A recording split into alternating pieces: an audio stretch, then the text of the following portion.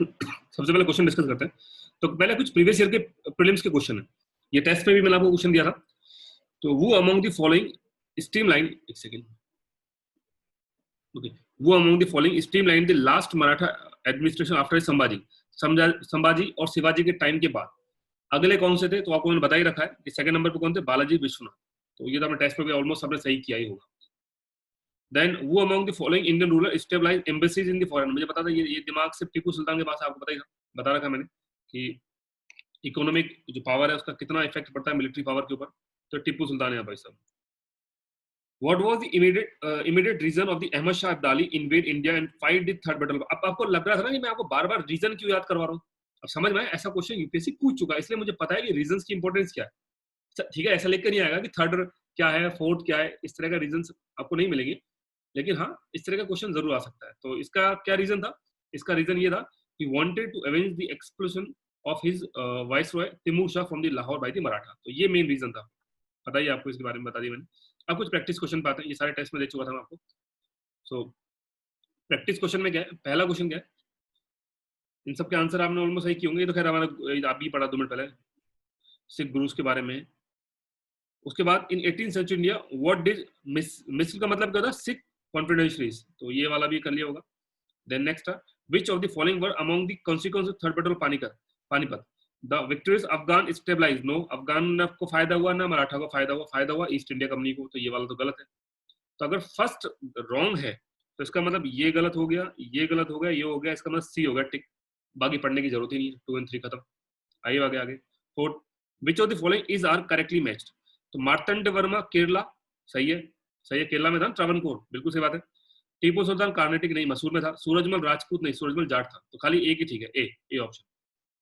Examine the following statement with reference to Tipu Sultan, he issued coin without reference to the Mughal imperial, बिल्कुल सही है। He tried to set up trading company in the line of European companies, ये भी बिल्कुल ठीक है। He showed a keen interest in the Russia नहीं था, फ्रेंच रेवोल्यूशन था, ठीक है। तो यहाँ हो जाएगा खाली 1 और 2 बी ऑप्शन। तो which of the following statement is correct regarding Sawai Jai Singh? देखते क्या बोला हुआ सवाई जयसिंह के बारे में। He founded the city of Jaipur, बिल्कुल सही है।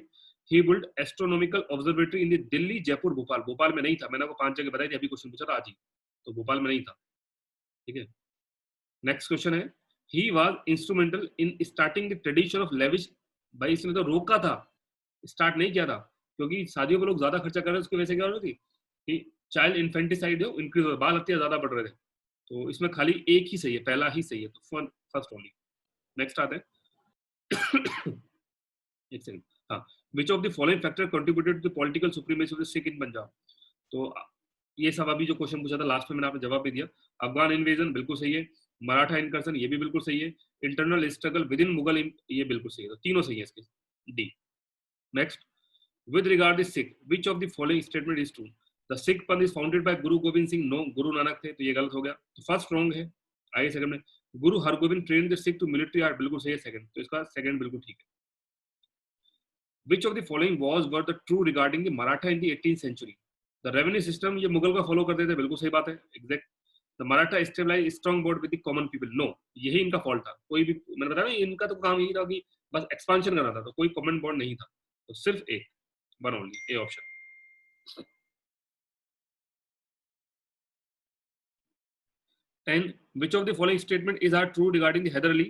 He belonged to the royal Vodiyar dynasty, dynasty से बिलोंग नहीं करता था, वो सिंपल एक सोल्जर था, तो ये तो गलत हो गया। He modernized the Mysore army along the European line, second point. He was well educated, no, कहाँ था पढ़ा हुआ लिखा, ये तो था ही नहीं, मैं बता ना, हैदर अली पढ़ा लिखा नहीं था, तो ये गलत है, खाली सेकंड आपका ठीक है, तो ओनली 2। तो इस तरह से ये टेस्ट के क्वेश्चंस भी है, टेस्ट में मैंने आपसे पूछे भी थे। डन, आइए आगे बढ़ते हैं, हमारे आज के नए चैप्टर की तरफ बढ़ते हैं। ये चैप्टर जो है ये मेंस एग्जाम के हिसाब से ही है, ये चैप्टर मतलब थर्ड चैप्टर स्टार्ट किया, तो मेंस की इंपॉर्टेंस यहाँ थोड़ी सी ज्यादा है। पहला जो आज का जो क्लास होगी मेंस से जुड़ी है, तो पहले मैं आपको थोड़ा सा मेंस का क्वेश्चन दिखा देता हूँ। तरीका वही है कि पहले मैं आपको मेंस का क्वेश्चन दिखाऊंगा, फिर मैं आपको चैप्टर पढ़ाऊंगा। तो किस तरह का क्वेश्चन इससे पूछा जाएगा, आइए जरा बॉटम में चलते हैं, क्वेश्चन देखते हैं। मैंने ये जो पीडीएफ है exactly white background black background में जो जो मेरे को मैसेज किए थे उनको मैं ऑलरेडी शेयर कर चुका। मैं बता दूं किस किस के पास ये पीडीएफ मौजूद है अभी। कार्तिक के पास है, निकिता, राघवेंद्र, रोहन, ये लोग हैं जो इनको देख पा रहे हैं। इसके अलावा पीयूष और 8058 इनको भी मैं मेल कर चुका हूँ, तो आपने मेल अभी तक ओपन नहीं किया है तो प्लीज ओपन कर लीजिए, आपको ये वाली पीडीएफ इसी सेम कलर में मिल चुकी है।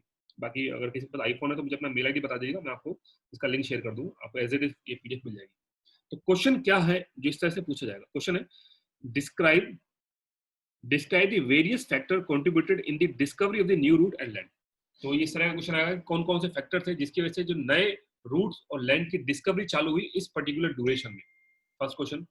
दूसरा क्वेश्चन क्या सकता है यूपीएससी का, explain in detail how industrial revolution transformed Europe from merchant capitalism to the industrial capitalism.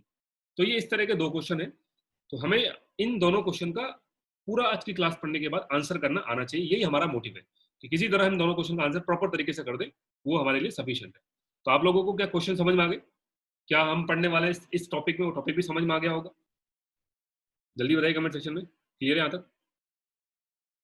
Basic से स्टार्ट करते हैं, इन क्वेश्चन का आंसर प्रॉपर तरीके से कर पाएंगे, मेंस के क्वेश्चन है, अभी तक इस तरह का क्वेश्चन यूपीएससी मेंस में नहीं आया, ये एक अच्छी चीज है कि ये क्वेश्चन यूपीएससी मेंस में नहीं पूछा गया, तो हम इसको अच्छे से प्रिपेयर कर सकते हैं, आने वाले टाइम के लिए रेडी हो सकते हैं कि मे बी अगले साल ही हमारे को देखने के लिए मिल जाए। तो फर्स्ट है emergence of imperialism in Europe.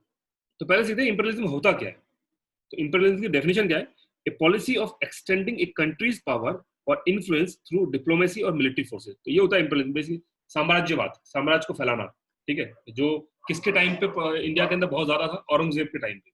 Same imperialism की पॉलिसी किसने फॉलो करी, मराठाओं ने भी फॉलो करी, बाद में ब्रिटिश ईस्ट इंडिया कंपनी भी सेम इस चीज को लेके चलेगा। So policy of extending country's power influence through the diplomacy, diplomacy से भी हो सकता है और मिलिट्री फोर्स से भी हो सकता है, मतलब युद्ध लड़के भी हो सकता है और आसपास में समझौता करके भी ही ये चीज की जा सकती है। जिस तरह से विलेस्ली ने बाद में जो सब्सिडी अलायंस लेके आएगा, तो सब्सिडी अलायंस एक तरह की डिप्लोमेसी पॉलिसी है, आगे देखेंगे आप लोग। तो आइए जरा आगे बढ़ते हैं, पहले तो हमने इंपेरियलिज्म समझा, अब जरा इस टॉपिक को समझते हैं। उसके लिए पहले मैंने क्वेश्चन लिया है, why did the various European country jump into the fierce competition to stabilize a colonial empire. तो क्वेश्चन यही है कि एकदम से क्या हुआ ऐसा यूरोप में कि बाढ़ लग गई यूरोपियन पावर्स की इंडिया में आने के लिए। हर कोई देखो इंडिया में आने को तैयार है, इंडिया में, अफ्रीका में और अमेरिका, तीन ही मेन कॉलोनीज की, इंडिया, अफ्रीका और अमेरिका। तो ऐसा क्या हुआ यूरोप में एकदम से कि बाढ़ लग गई, हर देखो कोई डच, फ्रेंच, है ना, पुर्तगाल, ब्रिटेन, ये सब आ रहा था। अब ये क्वेश्चन बहुत इंपॉर्टेंट है क्योंकि जिस तरह से हमने मुगल का डिक्लाइन पढ़ा था ना, उसी तरह से इसी क्वेश्चन में हर क्वेश्चन का आंसर है। मतलब आपको ये क्वेश्चन तैयार है, आप हर जगह इस क्वेश्चन का आंसर को बैठ सकते हो कि क्या रूट, जो डिफरेंट रूट फाउंड हुए थे या जो लैंड फाउंड हुए थे उनके पीछे रीजन क्या था, सेम रीजन है, तो जरा पढ़ते हैं तसल्ली से। तो इसका जो रीजन है वो है socio economic changes in the Europe 14th century onwards. कि आफ्टर द 14th सेंचुरी क्या होने लगा कि जब भी मैं 14th सेंचुरी बोलता हूँ इसका मतलब है 1300 से लेकर 1400 के बीच की जो ड्यूरेशन है। 14th सेंचुरी का मतलब होता है 1300 से लेके 1399, ठीक है, इस तरह इसको हम बोलते हैं 14th सेंचुरी। मतलब हालांकि पता ही होगा इसमें क्या बताना, क्योंकि अभी जो हम हैं अभी कौन सी सेंचुरी में चल रहा है, 21st सेंचुरी में चल रहा है, 2000 वाली। तो 14th सेंचुरी के बारे में बात करें तो 14th सेंचुरी से changes, socio economic changes start हुए यूरोपियन। अब वो सोशो इकोनॉमिक जो भी चेंजेस थे उन्होंने क्या करा, led to the expansion of the European nations trade and market. Trade and market में एक्सपांशन हुआ, giving rise to the European capitalism and imperialism. Imperialism already पढ़ चुके हैं, डेफिनेशन क्या है। अब कैपिटलिज्म क्या होता है, इसका मतलब होता है based on the profit making. तो इसका मतलब है आपको सिर्फ फायदा करना है, ठीक है, उसका कोई मतलब आगे चीज से कोई मतलब नहीं कि समाज का कोई भला करना है नहीं करना। ये कैपिटलिज्म, कम्युनलिज्म, ये सब आगे पढ़ोगे आप जब इथिक्स पढ़ाएंगे जब, तो इतना समझ लो कैपिटलिज्म का मतलब होता है सिर्फ प्रॉफिट मेकिंग, उसके अलावा कुछ नहीं। तो आइए जरा एक एक करके पढ़ते हैं, यही सोशो इकोनॉमिक चेंजेस के बारे में वन बाय वन पढ़ना है। तो पहला क्या है सोशो इकोनॉमिक चेंजेस के अंदर जो बहुत बड़ा रोल भी प्ले करेगा यूरोपियन पावर को पावरफुल बनाने के पीछे, वो है यूरोपियन फ्यूडल क्राइसिस। अब ये क्या थे फ्यूडल क्राइसिस की, जरा समझते हैं। फ्यूडलिज्म का मतलब होता है सामंतवाद, में हिंदी में लिखा हुआ है। इसका मतलब होता है कि जो नोबिलिटी होती है, जो नोबल होते हैं वो जमीन रखते हैं, वो क्राउन मतलब राजा से जमीन ले लेते हैं, ठीक है, और बदले में उनको मिलिट्री सर्विस देते, जिस तरह से कहाँ होता था, हमारे मुगलों के टाइम पे होता था। और जो किसान होते हैं वो उन नोबल्स की जमीन के ऊपर ही रहते, उस पर कल्टीवेट करते, अपनी जो भी जो भी खेती बाड़ी वो सब उस पर करते हैं, और बदले में एक हिस्सा देते हैं नोबल को, और नोबल से मिलिट्री से हेल्प करता है और जो भी रेवेन्यू पे करता है इंपीरियर को। तो ये था फ्यूडलिज्म जो इस समय यूरोप में भी पॉपुलर था। अब हुआ क्या, प्रॉब्लम आई प्लेग के साथ। जैसे यूरोप में प्लेग आया 1348 में, यूरोप में प्लेग जिसको ब्लैक डेथ भी बोलते हैं, प्लेग आया, तो प्लेग आने की वजह से बहुत ज्यादा लोग मारे गए। उसकी वजह से क्या हुआ, जो कल्टीवेटेड लैंड है उसमें जो लोग रहते थे उनमें बहुत ज्यादा कमी आ गई, ठीक है, मजदूर कम हो गए, और जो रहते थे वो छोड़ छोड़ के भाग गए उधर से सेफ हेवन के लिए। तो एक ये प्रॉब्लम आ गई कि अबेंडिंग ऑफ द कल्टिवेटेड लैंड। इसकी वजह से क्या हुआ कि जो एग्रीकल्चर प्रोडक्शन है वो डिक्लाइन हो गया। तो जो फ्यूडल लोड की जो इनकम थी वो कम हो गई। अब इनकम कम है, उसको तो आगे पे करना है, तो वो क्या करेगा, जो रिमेनिंग है उसके ऊपर क्या करेगा, बहुत ज्यादा टैक्स एंड टैरिफ लगा देगा। मोटा मोटा वो बोलूँ तो जहां पे पहले 20% ले लेते जो अनाज में से, अब वहाँ 20% से ज्यादा लेना स्टार्ट कर देंगे। तो ये प्रॉब्लम आएगी। इसकी वजह से क्या होगा, इसकी वजह से पीजेंट रिबेलियन स्टार्ट हो जाएगा चारों तरफ यूरोप में। तो जो किसान है वो विद्रोह कर देंगे पूरे यूरोप के अंदर। तो ये चीजें होगी प्रिवलेंट। अब यहाँ पे अगला question, why Eastern Europe lagged behind the Western Europe in trade, industry and urbanization at that period? कि हम हमेशा वेस्ट ही बोलते हैं कि वेस्ट, तो वेस्टर्न यूरोप में जो भी कंट्री आती है basically England, France, Holland, Spain वगैरह, तो ये लीड कर गए एकदम ट्रेड में, इंडस्ट्री में। और ये ईस्ट वाला जो है वो पोलैंड वगैरह, पोलैंड जो है वो जो डिफरेंट कंट्री वहाँ पे स्कैंडिनेवियन कंट्रीज वगैरह, तो वो पीछे रह गई। तो क्वेश्चन आता है कि ऐसा क्यों हुआ। तो उसका रीजन है अच्छाई। अच्छा मैं बताता हूँ, मतलब अच्छी चीज हुई बट इनके साथ बुरा हो गया कि जो वेस्टर्न यूरोप था, वेस्टर्न और ईस्टर्न यूरोप को डिवाइडेशन करता है रिवर एल्बी, याद रखिएगा रिवर एल्बी है, ये डिवाइड करता है ईस्ट और वेस्ट यूरोप। तो अब कौन कौन सी कंट्री आती है वेस्टर्न यूरोप में, आप देख सकते हो बहुत सारी कंट्री, वैसे तो मोटा मोटा England, France, Holland, Spain, Germany and इसके कुछ part of the Scandinavian countries. और जो ईस्टर्न यूरोप है उसमें कौन सा था, पोलैंड, रोमानिया, बुल्गारिया, हंगरी और यूएसएसआर। ठीक है, ये सब यूएसएसआर मतलब जो अभी नहीं, अब तो विघटन हो चुका है इसका, तो फॉर्मर यूएसएसआर। तो ये सारा जो है ये है ईस्टर्न यूरोप और ये सारा है वेस्टर्न यूरोप। अब वेस्टर्न यूरोप में क्या हुआ कि यहाँ जो फ्यूडल लॉर्ड्स है वो बहुत ज्यादा वीक पड़ गए, सामंतवाद जो बहुत ज्यादा वीक पड़ गया, और उससे क्या हुआ, जो स्लेवरी थी, सेफरडोम जो स्लेवरी थी वो डिक्लाइन हो गई फ्यूडल क्राइसिस के बाद। तो उससे क्या हुआ कि एक नेशन स्टेट बनकर तैयार होगा जिसमें स्ट्रॉन्ग मोनार्क हो गया।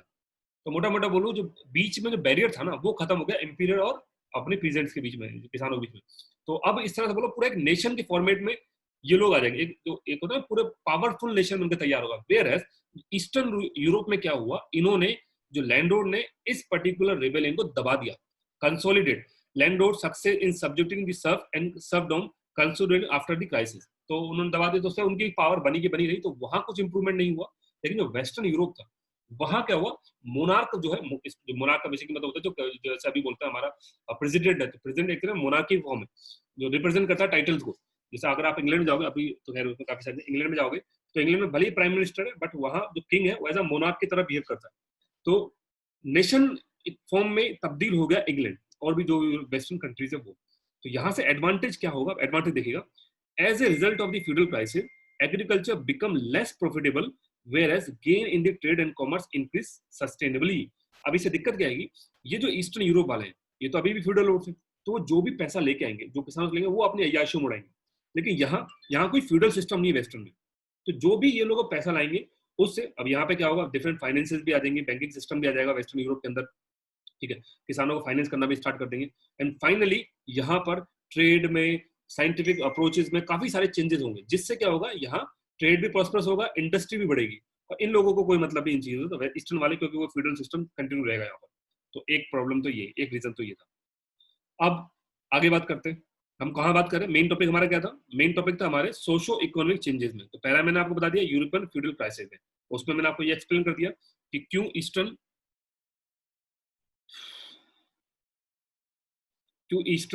जो वेस्टर्न जो है वो ट्रेड में आगे निकल गए ईस्टर्न यूरोप से। डे आफ्टर, अच्छा पहले बताओ ये वाला क्वेश्चन समझ में आ गया, वेस्टर्न ईस्टर्न वाला, ओके सॉरी। हाँ, तो हमने पहला जो सोशियो इकोनॉमिक चेंजेस के बारे में फर्स्ट पॉइंट क्या पढ़ा कि यूरोपियन फ्यूडल क्राइसिस, उसको पढ़ लिया अच्छे से। अब दूसरे पॉइंट पे आ रहा हूँ, दूसरा पॉइंट है हमारा रिनेसेशन। तो अजीब और गरीब है, मेरा प्रोनाउंसिएशन मेरे से होते हैं, रिनेजेंस, ऐसे जोन्स, ऐसे कुछ मैंने इसका देखा था कि किस तरह प्रोनाउंस करते हैं, तो ऐसा कुछ बोला जाता है रिनेजोन्स, ठीक है, रिनेजोन्स एंड रिफॉर्मेशन। तो ये जो है, अब इसको जरा समझते हैं, रिनेजोन्स क्या होता है। इसका मतलब होता है रीबर्थ। रीबर्थ किसका रीबर्थ, इनोवेशन का, इमेजिनेशन का एंड क्रिएटिविटी का। इसकी वजह से क्या होगा कि आर्ट एंड कल्चर को बढ़ावा मिलेगा इस समय, लिटरेचर भी इंप्रूव होगा, और ऑब्वियसली बात है साइंस में भी इंप्रूवमेंट आएगी। अब ये बहुत बड़ा फैक्टर होंगे। अब देखते चलिए आपकी क्यों यूरोपियन पावर इंडिया में आ रहे हैं, हम उसका पूरा बैकग्राउंड पढ़ रहे हैं, क्यों उन्होंने डिफरेंट ट्रेड और लैंड रूट खोजे, उसका भी हम पूरा बैकग्राउंड सीख रहे हैं। तो अब इससे क्या होगा कि जब रिनेसेशन होगा, मतलब रीबर्थ, बीच में क्या था, ये फ्यूडल क्राइसिस की वजह से चीजें खत्म होगी, मतलब फ्यूडल लॉर्ड की वजह से, बट बाद में जब ये चीजें हुई, फ्यूडल क्राइसिस हुई, उसके बाद में आपको पता है मोनार्क आ गए।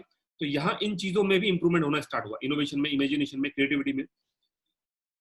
It led to the questioning of the orthodox belief and decline of the Catholic Church. अब कैथोलिक चर्च में प्रॉब्लम क्या थी? कैथोलिक चर्च के अंदर कई सारी रिस्ट्रिक्शंस थी, ठीक है, फ्यूडल सिस्टम को बढ़ावा था, ठीक है, उसमें जो पीजेंट्स के वजह बोल सकते, कैथोलिक चर्च में एक पर्टिकुलर कम्युनिटी के पर्टिकुलर लोगों को ज्यादा सपोर्ट था.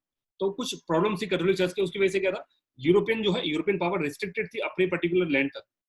लेकिन इसके बाद एक कैथोलिक चर्च का डिक्लाइन होना स्टार्ट होगा और इसकी जगह प्रोटेस्टेंट चर्च आ जाएंगे जो काफी ज्यादा रिफॉर्मेटिव होंगे, है ना, थिंकिंग में भी, हर चीज में भी. तो यहाँ से काफी चीजें चेंज होगी. तो ये थोड़ा सा अगर आप उनके बारे में पता करना था, ऑनलाइन आप चेक कर सकते हो कि इनमें एक्चुअली में था क्या, Catholic church and Protestant churches में डिफरेंस क्या हुआ, आप देख लीजिएगा. सेकंड, हमने पहले पे कहा रिनेजेंस पढ़ लिया, अब पढ़ते हैं रिफॉर्मेशन. तो रिफॉर्मेशन में क्या है? For the reform of the abuse in the Roman churches, establishment of the, इसका अब्यूज का बेसिक मतलब कि मेन जो पावर है कुछ ही लोगों के हाथ में थी, तो वो अपना पूरा आनंद ले रहे थे, बाकी कोई मतलब नहीं किसी से भी कि किसी तरह को डिवाइडेशन हो या किसी का जो रेवेन्यू आ रहा है बाकी लोगों में स्प्रेड हो रहा नहीं. तो वो एक खराब चीज थी. बट यहाँ आने के बाद, प्रोटेस्टेंट चर्चेस आने के बाद ये चीजें बदलाव हुआ और जो एक आम आदमी है, एक आम इंसान है, उसके पास भी डिफरेंट ऑप्शंस ओपन हो गए. तो ये काफी सब कुछ रिफॉर्मेशन हो रहा है, रिफॉर्मेशन एंड रिनेजेंस, ठीक है. Such a development had widespread impact. कहां पर? Reformation emerge as a religious, political, intellectual and culture. तो काफी कुछ चेंज हुई, रिलीजियस भी चेंज हुआ, पॉलिटिकल भी चीजें चेंज हुई, इंटेलेक्चुअल भी चीजें चेंज हुई, कल्चरल भी चीजें चेंज हो रही है. तो ये सब कुछ होता जा रहा है, आप देखते चलिएगा क्या बैकग्राउंड तैयार हो रहा है. Rising classes of the trader and banker began to question the subordination of the individual to the hierarchy of the feudal ages. तब ये प्रॉब्लम, ये समझ आ गई से क्या होगा कि जो चर्चेज में जो बदलाव हुए उससे क्या हुआ कि ट्रेडर एंड बैंकर्स की क्लास आई. अब इन्होंने बोला कि आपने स्लेव क्यों बना रखे लोगों को, छोड़ो लोगों को काम करने दीजिए. तो जो हिराकी आ रही थी फ्यूडल एजेस की कि आप जमींदार है वो अपने साथ में हजारों हजार लोगों को स्लेव बना के रख रहे थे, उस पर क्वेश्चन होना स्टार्ट हुआ. तो यहाँ से रिवोल्यूशन की जो शुरुआत है हो चुकी है यूरोप के अंदर. अभी बहुत सारे चेंजेस आना है, ये तो हम धीरे. अच्छा, कैसे पढ़ रहे हैं जरा ये भी ध्यान से दो. ये कब हुआ था पहला वाला सेक्शन? ये हुआ था 14th सेंचुरी में. अच्छा, जो दूसरा वाला सेक्शन है रिफॉर्मेशन, रिनेसेशन, ये क्या हुआ था 14 और 16, मतलब ये ऑलमोस्ट 2 सेंचुरी तक चला था. देयर आफ्टर तीसरे पे आते हैं, ये क्या है? Geographical expansion and colonization. ये होगा 15th सेंचुरी में. मतलब पहला पॉइंट हो चुका है, दूसरा पॉइंट भी स्टार्ट हो चुका है. अब एक सेंचुरी के बाद 15th सेंचुरी में होगा ज्योग्राफिकल एक्सप्लोरेशन एंड कॉलोनाइजेशन. अब ये क्यों होगा जरा देखते हैं. क्यों ये सारी चीज हुई कि इन्होंने अपनी जो बाउंड्री है उनको बढ़ाया, डिफरेंट कंट्री को जाके कैप्चर किया, उनको कॉलोनाइज किया, ऐसा क्यों हुआ वो जरा देखते हैं. तो उसके डिफरेंट रीजन है. पहला है Italian and Arab monopoly over the trade route. जितने भी पहले के ट्रेड रूट थे वो इटालियन पावर्स ने और अरब पावर्स ने, खासकर जो अरब के अंदर जो तुर्क थे, ठीक है, ओटमन एम्पायर, उन्होंने फाउंड किए थे इंडिया तक आने के. तो उसमें क्या होता है, वो लोग अपनी आर्मी बिठा के रखते थे, वहां से जाने के लिए परमिशन लेनी पड़ती थी, हैवी टैक्स एंड टैरिफ देना पड़ता था. तो वेस्टर्न यूरोप को समझ में आ गया कि अगर उनको ट्रेड करना है और ट्रेड में प्रॉफिटेबल ट्रेड करना है तो डिफरेंट रूट जो है वो सर्च करने पड़ेंगे. तो उसके लिए क्या करा वेस्टर्न यूरोप से, बेसिकली वेस्टर्न यूरोप में भी क्या, पोलैंड और स्पेन, ये दोनों कंट्रीज की तरफ से काफी लोग भेजे गए अलग अलग कंट्रीज के लिए. उनमें से 3 पॉपुलर कंट्री थी, अमेरिका, अफ्रीका एंड इंडिया, जो बाद में इनकी, हाँ काफी इस मोनोपोली के अंदर बहुत कुछ है. मैंने सिर्फ हेडिंग लिखी, इतना ही काम का, यूपीएससी में ज्यादा डिटेल नहीं, और बाकी जो पढ़ेंगे वर्ल्ड स्ट्रीम पढ़ेंगे. तो एक तो पॉइंट ये हो गया, western European state particularly Portugal and Spain, Portugal, Spain, Poland मिल जाता है, were keen to search for the new routes to India and the Spice Islands of the Indonesia, then known as the East Indies. Indonesia को उस समय east Indies बोलते थे. तो rise of the nation state, ये मैंने आपको पहले बता दिया, सेकंड रीजन. तो इससे क्या होगा कि ज्योग्राफिकल एक्सप्लोरेशन होगा, उसको प्रमोट करेंगे. फ्यूडल रोड तो पहले आपने जो उसमें खत्म थे, जब आपका नेशन बनेगा, एक पूरा नेशन तैयार होगा, तो फिर अपनी बाउंड्री को भी बढ़ा सकते हो, बिकॉज आर्मी भी उतनी स्ट्रांग होगी. पहले छोटे छोटे जो सामंतवाद है, जो जमींदार सामंत बन के बैठे थे, उनके पास छोटी छोटी आर्मी थी.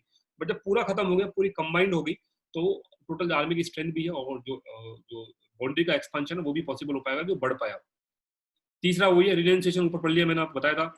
तो रिनेसेशन से क्या होगा, generate a great spirit of adventure and inquiry among the people of the western Europe. तो ये भी एक अच्छी चीज है. Then spirit of god, glory and gold. तो इनको क्या बोला गया, जाइए और क्रिश्चियन का, ठीक है, जो डिफरेंट कॉन्टिनेंट जाके प्रचार करो, स्प्रेड करो. उससे क्या होगा, जब वापस आओगे तो आपको ग्लोरी मिलेगी और वहां से पैसा तो आपको ऑब्वियसली मिलेगा ही मिलेगा. तो ये भी एक स्पिरिट थी उस समय, गॉड, ग्लोरी एंड गोल्ड की. तो ये कुछ रीजन रहे जिसकी वजह से ज्योग्राफिकल एक्सपेंशन, एक्सप्लोरेशन है वो पॉसिबल हुआ 15th सेंचुरी में. ये आपके उस क्वेश्चन का जवाब है जो मैंने आपको बताया था, reason behind the new trade route, और जो यूरोपियन पावर ने स्टार्ट किया था. अच्छा, कुछ एग्जांपल लेते हैं।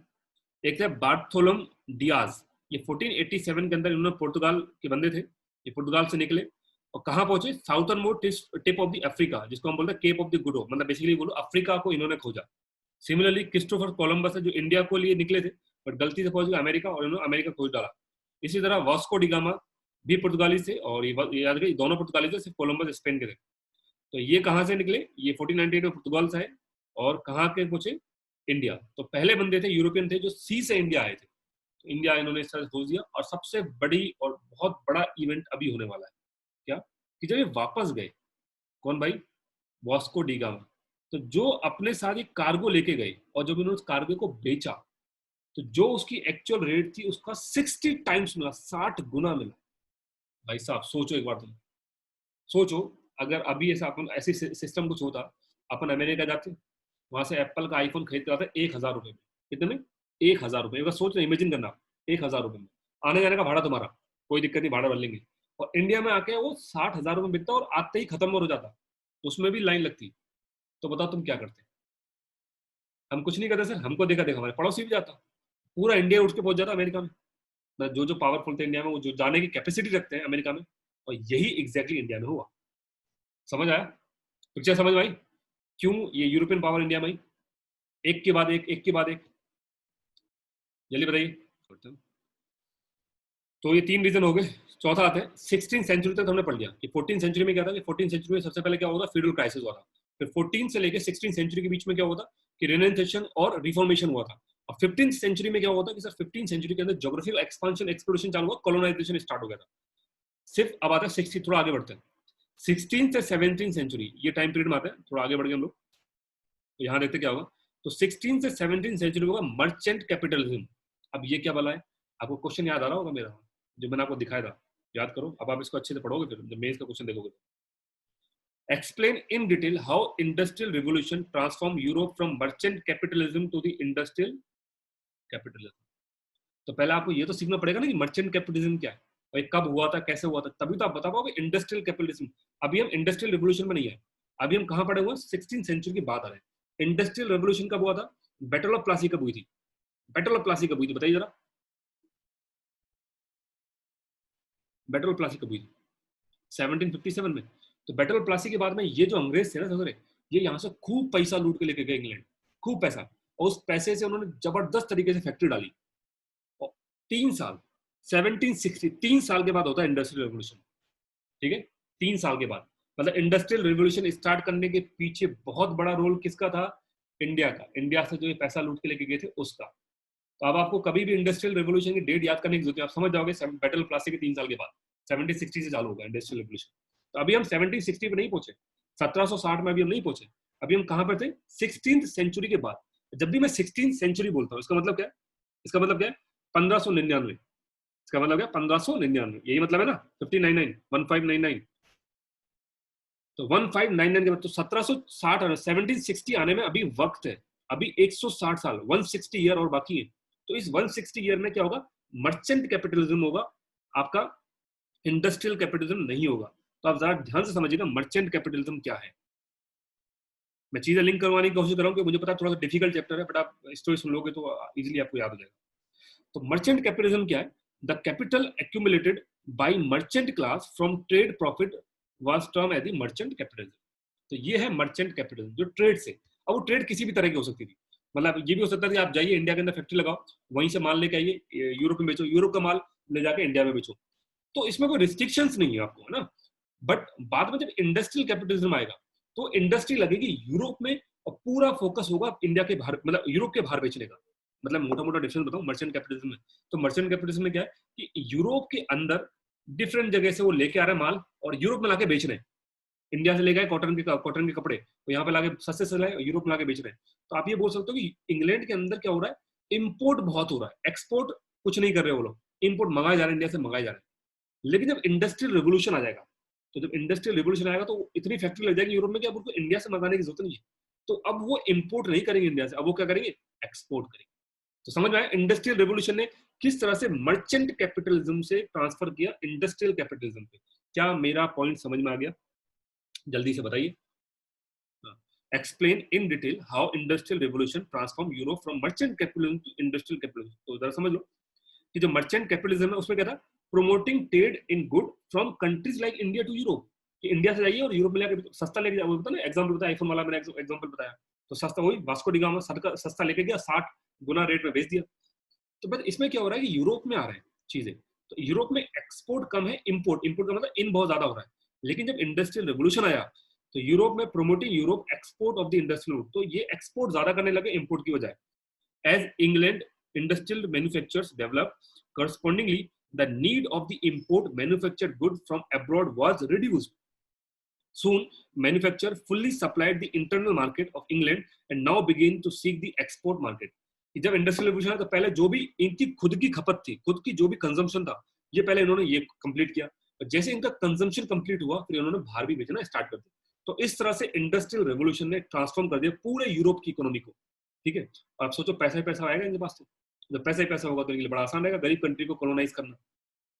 चलिए आगे चलते हैं, कहाँ तक आगे थे हम लोग यहाँ था, ये हो गया था, ये हो गया था, हाँ बता दिए। Capital now begin to replace feudal economy and giving rise to the commercial revolution, बता दिया मैंने, एक्सप्लेन कर दिया।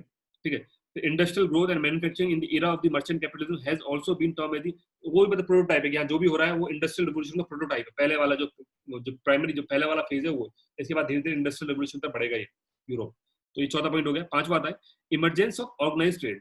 अब ऑर्गेनाइज्ड ट्रेड का मतलब क्या है कि कंपनी बनाई गई, जॉइंट स्टॉक कंपनी बनाएगी, चार्टर्ड कंपनी बनाएगी। अब चार्टर्ड कंपनी बताया, डच चार्टर्ड कंपनी, डच में जो चार्टर इशू किया गया था डच ईस्ट इंडिया कंपनी को, similarly British East India company, French east India company. Charter में क्या होता था, एक कंट्री का ट्रेड दे दिया जाता था कि जा ये इंडिया तेरा है, कोई भी अगर इंडिया में तेरे अलावा ट्रेड करेगा तो पूरा ब्रिटेन। अब ब्रिटेन का मतलब क्या, उसको इंडिया लंदन नहीं है ना, वो यहीं कहीं जाएगा ब्रिटेन और जाके फ्रांस को वहीं छेड़ के आ जाएगा, मतलब वो वहीं धमकाएगा। तो इस तरह से चार्टर्ड इशू किए गए। तो इस चार्टर से क्या हुआ, जो कंपनी सोचे उसको तो डर ही नहीं है क्योंकि उसके पीछे तो पूरी पावर लगी हुई है, तो ऑब्वियसली बात है ट्रेड फूलेगा। सिमिलरली जॉइंट स्टॉक कंपनी बनाएगी। जॉइंट स्टॉक का मतलब क्या है कि काफी सारे जो लोग हैं, रिच लोग थे, मिलकर कंपनी बना दिया। अब उससे क्या होगा कि कैपिटल जो लेना, पैसा इन्वेस्ट, जो इन्वेस्टर्स को जो पैसा चाहिए होता है, जो किसी भी कंपनी में इनिशियली जो कैपिटल चाहिए होता है, जो पैसा चाहिए होता है, वो इनको आसानी से मिल जाएगा। सेकंड चीज, अगर लॉस होता है तो किसी एक बंदे पे नहीं आएगा, सब पे डिस्ट्रीब्यूट होगा, तो कंपनी आसानी से बंद नहीं होगी। तो इसकी वजह से ट्रेड बहुत ज्यादा प्रोस्परस हुआ इस टाइम पर। तो ट्रेड फूलेगा तो ऑब्वियसली बात है पैसा ही पैसा आएगा। तो ये अब जब ट्रेड फूलेगा तो धीरे धीरे इनको अपनी जो इकोनॉमी है उसको सस्टेनेबल करने के लिए और भी बहुत सारी चीजें करनी पड़ेगी। तो ये अलग अलग कॉलोनीज में जाएंगे, वहां इनको पता है कि वहां कोई लड़ने वाला इनसे है नहीं, इजीली इनको कैप्चर कर लेंगे वहां से पूरा, जैसे इंडिया सोने की चिड़िया बोलते थे, तो वहां से पूरा लेके चले गए इंग्लैंड में। तो सेम चीजें यहाँ पे होगी। देन आता है मर्केटिलिज्म, इसको मैं थोड़ा सा एंड यहाँ पे साइलेंट होता है, पता नहीं कैसे बोलते हैं इसको, मर्केटिलिज्म। ठीक है, मैं सॉरी मैं गलत प्रोनाउंस कर रहा हूँ। तो ये 17th सेंचुरी में। अब इसका मतलब क्या है, it is an economic policy that is design to maximize the export and minimize the import. आपको पता है इंडस्ट्रियल रेवोल्यूशन की शुरुआत हो चुकी है, बस शुरुआत होने वाली है, बट अभी इस समय क्या करेंगे कि उसकी जो बेसिक स्टेप है वो चालू हो जाएंगे। बेसिक स्टेप का मतलब क्या है कि एक्सपोर्ट को मैक्सिमाइज करना, इंपोर्ट को मिनिमाइज करना, ये बात यूरोपियन को समझ में आ गई। अब कैसे करेंगे कि अगर मुझे कोई सामान बेचना है, कहीं बेचना है, तो मैं एक्सपोर्ट को कैसे मैक्सिमाइज करूंगा कि मैं उसके ऊपर सब्सिडी दूंगा। भाई अगर कोई मेरे यहाँ पे किसान है तो उसको मान के चलिए कि अमेरिका में जाके अपने गेहूं बेच रहे हैं। अब अमेरिका में खुद का किसान भी है, वो भी गेहूं बेच रहा है। चल अमेरिका नहीं, चलिए अमेरिका में गेहूं की जरूरत है, गेहूं छोड़िए, हम प्रैक्टिकल एग्जांपल लेते हैं, दूध की जरूरत है। ठीक है, इंडिया में दूध, हालांकि इंडिया का जो दूध है, इंडिया में दूध जितना चाहिए होता है हम उतना ही पैदा करते हैं, उससे ज्यादा खा भी जाते हैं। तो दूध एक सही एग्जाम्पल नहीं है, बट फिर भी मैं एक एग्जाम्पल लेकर चलूँ कि मान लीजिए अमेरिका को दूध की जरूरत है, मिल्क की जरूरत है। अब अमेरिका का दो है कंट्री, एक इंडिया एक चाइना, दोनों दूध सप्लाई कर रहे हैं। चाइना की रेट है 1 किलो दूध की 50 रुपए, इंडिया के 1 किलो दूध की रेट है 30 रुपए। तो बताइए किसका दूध बिकेगा, इंडिया का, पूरा चाइनीज का बिकेगा। अभी 30 रुपए आया कैसे कि इंडियन गवर्नमेंट ने सब्सिडी दी है उसको कि एक काम कर, तेरा जो तू यहाँ से माल भेज रहा है उसके लिए जो भी खर्चा आ रहा है, जो ट्रांसपोर्टेशन का खर्चा है वो तेरा माफ है, वो हम लेंगे। तो जब ट्रांसपोर्टेशन नहीं है तो उसने अपनी रेट कम कर दी। दूसरा, उसको एक्स्ट्रा पैसे भी दे रहे हैं, चले काम कर, तेरी जो चीजें हो रही है इस पर जो भी तेरा इन्वेस्टमेंट आ रहा है इसके ऊपर इतना तेरे को टैक्स मिलेगा, मतलब टैक्स में बेनिफिट देना, मोटा मोटा बताओ टैक्स में बेनिफिट देना। तो जब टैक्स ही नहीं लगेगा तो अपनी रेट नहीं बढ़ाएगा, जितना उसको पड़ा होगा एक्चुअल में इंडिया में दूध, उसमें थोड़ा बहुत पैसे जोड़ के, मान लीजिए इंडिया में 25 रुपए पड़ रहा है तो 5 रुपए का प्रॉफिट कमा रहा है वो। वेयर जो चाइना वाला है उसको भी 25 रुपए का दूध पड़ रहा था, लेकिन उसके टैरिफ इतने लग रहे थे कि 50 रुपए उसको टोटल पड़ रहा था, तो उसने 10 रुपए एक्स्ट्रा बढ़ा के बोल दिया। तो ये होती है सब्सिडी वाला सिस्टम। तो वो यहाँ स्टार्ट हो गया मर्सेंटलिज्म, तो ये मर्केटिज्म। ठीक है, तो एक ये पॉइंट है, ये थोड़ा सा ध्यान रखिएगा। नेक्स्ट है scientific idea industrial revolution. Industrial revolution की शुरुआत हो चुकी है, नए नए आइडिया आएंगे, नई नई मशीन्स बनकर तैयार होगी। इससे क्या होगा कि पहले जो काम 100 लोग मिलकर करते थे तो अकेले एक मशीन करने लग जाएगी। तो इससे क्या होगा, लेबर की रिक्वायरमेंट कम होगी और जो टोटल आउटपुट है वो बढ़ जाएगा।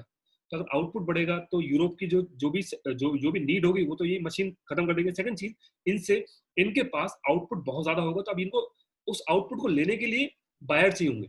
तो बायर बनेंगे इनकी कॉलोनीज, इंडिया, अमेरिका, अफ्रीका। तो वो कॉलोनीज कब बनेंगे, वो कॉलोनीज को ढूंढने तो चाहिए। तो कॉलोनी उनके पास पहले से स्टेबलाइज है, वहां अपनी पोजीशन को और फर्म करेंगे 18th सेंचुरी के अंदर। 18th सेंचुरी में क्यों बोल रहा हूँ, क्योंकि 1715 के अंदर बैटल ऑफ प्लासी हुई थी। बैटल ऑफ प्लासी के बाद 1764 में बैटल ऑफ बक्सर हुई। उसके बाद इन्होंने इंडिया के ऊपर अपना जो कब्जा है बढ़ाना स्टार्ट किया। तो ये समय इंडस्ट्रियल रेवोल्यूशन चालू हो चुका था, कहां पर, यूरोप के अंदर। ये पॉइंट क्लियर है, इस टॉपिक को बंद करते हैं। चलो, तो हम बता रहे हैं साइंटिफिक आइडिया और इंडस्ट्रियल रेवोल्यूशन 18th सेंचुरी में स्टार्ट हो गया। 18th सेंचुरी जब भी बोल रहा हूं उसका मतलब 1760, ये टाइम पीरियड मैंने आपको बताया और याद कराया बैटल ऑफ प्लासी से, कि 3 साल के बाद पैसा लूट के लेके जाएंगे, फिर फैक्ट्री डालेंगे जाके इंग्लैंड में। So included shifting from hand production method to the machine based tool, development of the new machines, new chemical manufacturing, iron production, ये सब कुछ होगा। लेकिन जो मेन होगा वो टेक्सटाइल, कॉटन इंडस्ट्री में एकदम बोलते ना, बिल्कुल टेक्सटाइल इंडस्ट्री के अंदर एकदम पूरा रिवोल्यूशन आ जाएगा। सारी मशीन उसी हिसाब से डिजाइन हो जाएगी। तो जो लोग पहले हाथ से, जो इंडिया में जो चरखे से काम करते थे, वो पूरी मशीन, और मशीन के कपड़े जो चरखे से बनाते थे कई गुना ज्यादा अच्छे होते थे और बहुत ज्यादा सस्ते होते थे। बाद में जब मोदी बोलो, सॉरी मोदी बोलो, महात्मा गांधी जी जब खादी मूवमेंट चलाएंगे, ठीक है, तो जो खादी, जो फॉरेन क्लोथ का बाइकआउट करेंगे, तो खादी, क्यों लोग खादी पहनना पसंद नहीं करेंगे, खादी की रेट बहुत ज्यादा थी। और जो फॉरेन क्लोथ है, यूरोपियन क्लोथ, इनकी रेट बहुत सस्ती थी, मशीन बना रहे हैं, ठीक है, तो काफी सस्ते मिलते थे। तो टेक्सटाइल इंडस्ट्री में रिवोल्यूशन एक बहुत बड़ा रिवोल्यूशन था इस ड्यूरेशन का।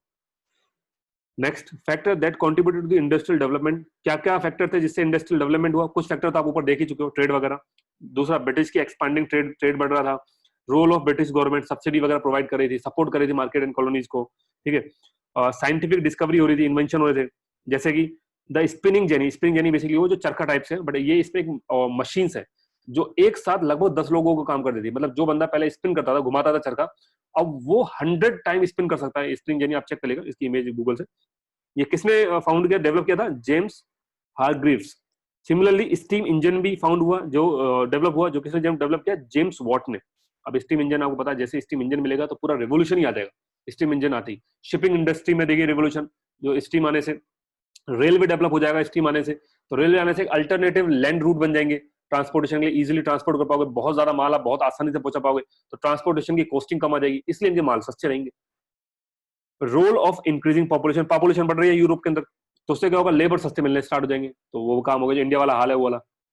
तो रोल ऑफ एक्यूमुलेटेड कैपिटल, पैसा लेकर आ रहे हैं कॉलोनी से और वो लाके इन्वेस्ट कर रहे हैं, तो ये चीज हो जाएगी। जिस तरह से 1857 में बैटल ऑफ प्लासी के बाद, 1757 में बैटल ऑफ प्लासी के बाद पैसा लेके गए और ले जाके ब्रिटेन के अंदर वो इन्वेस्ट करा। तो इस तरह से ये पूरे रीजन रहे कि क्यों ब्रिटेन में ट्रेड प्रॉस्परस हुई इस पर्टिकुलर ड्यूरेशन में, और क्यों इन लोगों ने कॉलोनी बनाना स्टार्ट किया इंडिया, अमेरिका और अफ्रीका को। ठीक है, इसी की तरह ये 2 क्वेश्चन है, ये मैंने आपको पहले ही एक्सप्लेन कर दिए, और इसी के साथ मेरा आज का सेशन होता है खत्म।